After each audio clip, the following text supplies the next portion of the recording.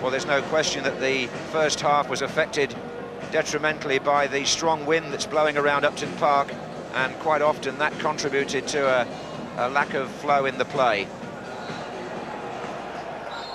You have to go back to April the 25th to find Aston Villa's last defeat. That was at home to Bolton at Villa Park. And they also, of course, play in Europe this coming week. So here's Ian Wright for West Ham.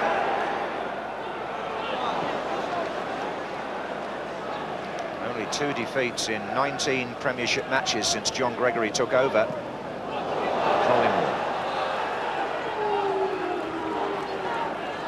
Alan Wright. Collymore again. Merson's coming in. Oh, it was Rio Ferdinand who got a foot inside the 6-yard box, and a necessary 1-2 for West Ham. It's a good cross, and it needed to be cleared. It's a corner.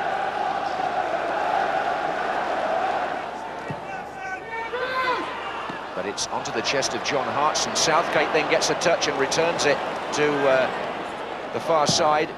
Thompson's there! Oh, and Hislop claws it away from Thompson's header.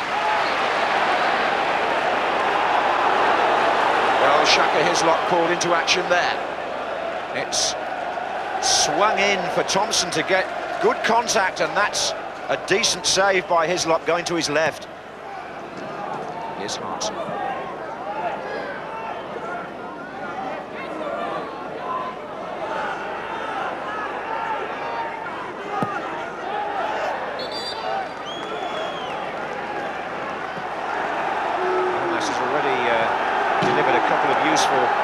Long throw-ins in the first half. Now Hartson looks across at him again. Ruddock's also there, and here is Ruddock, but only for a fleeting moment. Lampard! Oh, good save. Well struck, but ever so well seen by Michael Oakes from Frank Lampard. He'll take the corner. Dix will come forward, so will Ferdinand.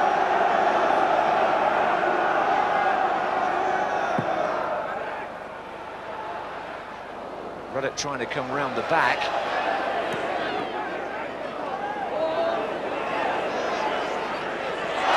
Kept in by Lomas. Well, Michael Oakes, who's 24 now, may feel he needs more first-team football. He's unlucky having to be number 2 to a man like Bosnich, but what a good save that was from Frank Lampard. Ruddock's arriving now. It nearly ran on for Wright. In fact, Alan Wright got a touch, not Ian. They're together again now.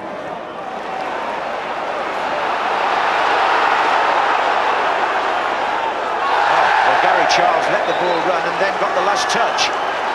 So what was a harmless situation for Villa now becomes a throw to West Ham, and it enables Lomas to try again. Ruddock's forward.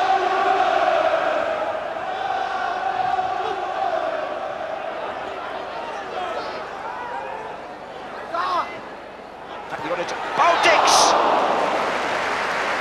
The collector's item, a right foot shot from the West Ham captain. It's another long throw by Lomas, and Dix swinging, but straight at the goalkeeper. Harry Redknapp, knowing that his team haven't quite made the breakthrough. We've been playing now for an hour, no score. Rio Ferdinand has joined the crowd on the edge of the penalty area here. This is Berkovic. There's Ferdinand. It's a good challenge by Ehiot, but Ferdinand again. And you do feel that if he can release himself rather more often, then West Ham may have a chance of opening Villa up. Because this was an interesting phase of play. Ferdinand got the shot in at the end of it.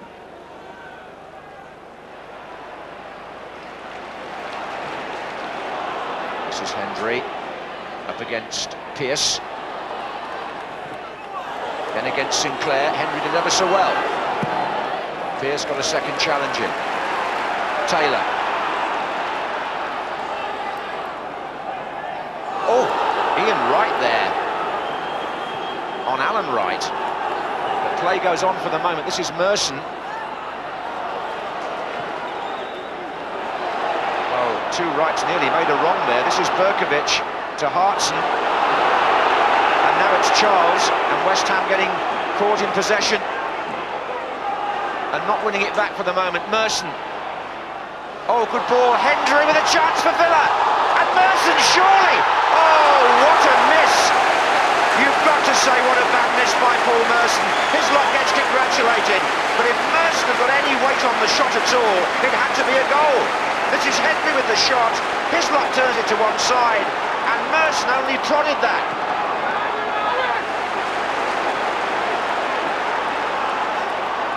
But Villa still have it. And now it's floating right across to Ehio.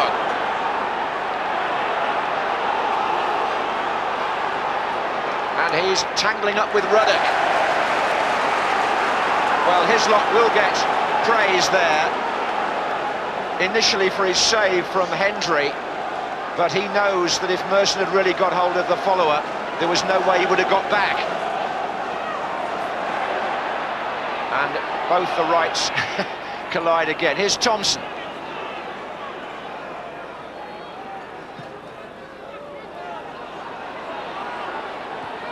Pierce warding off Collymore.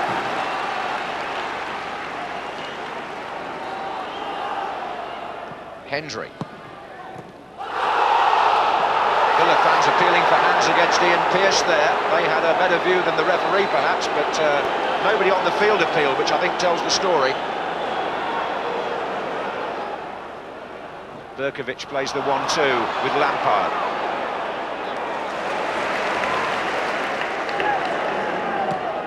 Forward by Dix. Hartson, right! Ian Wright! Yes! No! No handball! Disallowed by Paul Alcock. Presumably use of the arm by Wright. This is John Hartson backing in a bit there. Now then, was that hands by Wright? And Ian Wright is going off to be replaced by Paul Kitson, who will get generous applause. Only 12 appearances last season because of injury. But on he comes now as the replacement striker to renew his partnership with Hartson, which was so promising when they first signed for the club.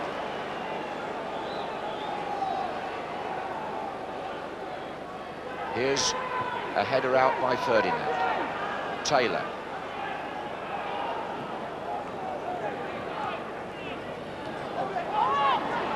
Collymore. Hendry trying to get the other side of Sinclair. Nothing given.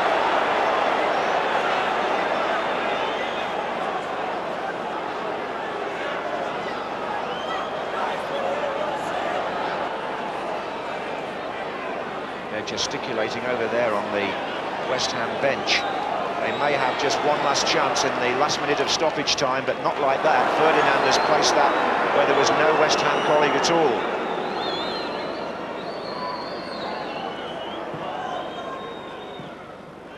Merson looks for Collymore.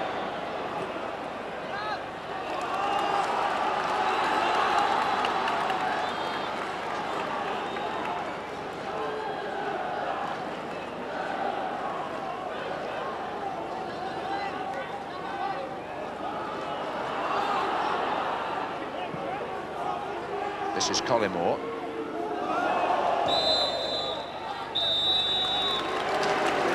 Well, Aston Villa's championship credentials won't be hurt by that result. They're still unbeaten. They've only conceded 2 goals, and the goalkeeper who came in today for the injured Bosnich, Michael Oates, excelled himself when called upon. 2 very good stops, and the same applies to Shaka Hislop, a day when goalkeepers and defenders can be pleased with a clean sheet. But from the point of view of the crowd, perhaps the match didn't quite rise to the heights that was expected. A final score at Upton Park of West Ham 0, league leaders Aston Villa 0. 2 penalty decisions turned down, but the Aston Villa man got very, very animated.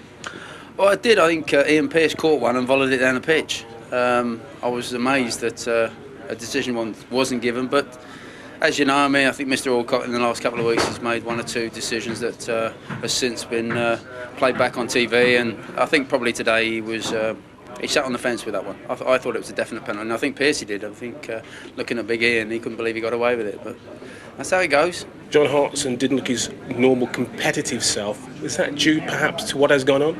I don't think so. I think it was, people who are going to say that. You're going to say he didn't look himself, but I think that John will feel that he put himself about as much as he could. You know, I think maybe we could have got more service into him from to hold it up and knock people about like he does, you know, in a good way. And you know, it just didn't happen today. Like I say, Villa, you know, you have to give them credit. They defended very well. In the England dressing room, there's been an awful lot of controversy, or so we're told. What happened? Well, I'm slightly amused and bemused by what's been, or what I've heard has been written. I haven't read the article myself. I don't know if I was out still celebrating my goal, but the things that have been written just didn't happen. And I think they're looking for a story that isn't there, really. So Glenn Hoddle and Alan Shearer are in the clear?